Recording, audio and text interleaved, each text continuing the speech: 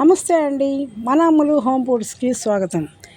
ఈరోజు మనం చాలా టేస్టీగా ఇంట్లోనే ఈజీగా చేసే సాంబార్ తయారు చేసుకుందాం. వేడివేడి అన్నంలో వేసుకొని తింటే చాలా రుచిగా ఉంటుంది. మరి ఆలస్యం చేయకుండా స్పెషల్ సాంబార్ ఎలా చేయాలో చూద్దాం. ముందుగా స్టవ్ మీద కడాయి పెట్టుకొని తగినంత నూనె వేసుకోవాలి.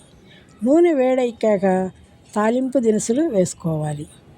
తర్వాత జీలకర్ర, ధనియాలు, ఎండుమిర్చి, కరివేపాకు వేసుకుని మంచి సువాసన వచ్చే వరకు వేయించుకోవాలి.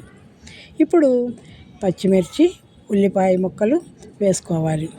తర్వాత సొరకాయ ముక్కలు, క్యారెట్ ముక్కలు, బంగాళాదుంప ముక్కలు, మునక్కాడ ముక్కలు, టమాటా ముక్కలు వేసుకొని బాగా కలుపుకోవాలి.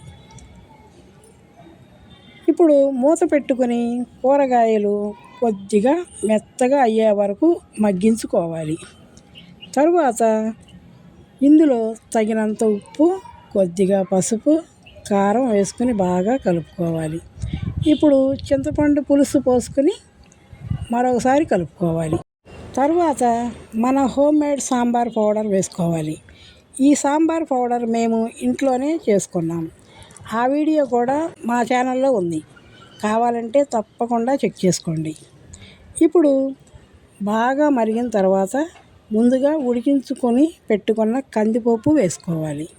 అన్నీ బాగా కలిసేలా మరిగించుకోవాలి. లాస్ట్లో ఒక స్పూన్ నెయ్యి వేసుకుంటే సాంబార్ చాలా రుచిగా ఉంటుంది. అంతేనండి, ఎంతో టేస్టీగా సింపుల్గా చేసే మన హోమ్మేడ్ సాంబార్ రెడీ. వేడివేడిగా అన్నంలో వేసుకుని అప్పడాలు, వడియాలు లేదా ఆలూ బజ్జీతో తింటే చాలా బాగుంటుంది. మేము చేసిన ఆలూ బజ్జీ రెసిపీని కూడా యూట్యూబ్ షార్ట్గా మన ఛానల్లో అప్లోడ్ చేశాం. ఆ వీడియో కూడా తప్పకుండా చెక్ చేయండి. ఈ రెసిపీ నచ్చితే వీడియోకి లైక్ చేయండి, షేర్ చేయండి. మన అమ్ములు హోమ్ ఫుడ్స్ ఛానల్ని సబ్స్క్రైబ్ చేసుకోండి.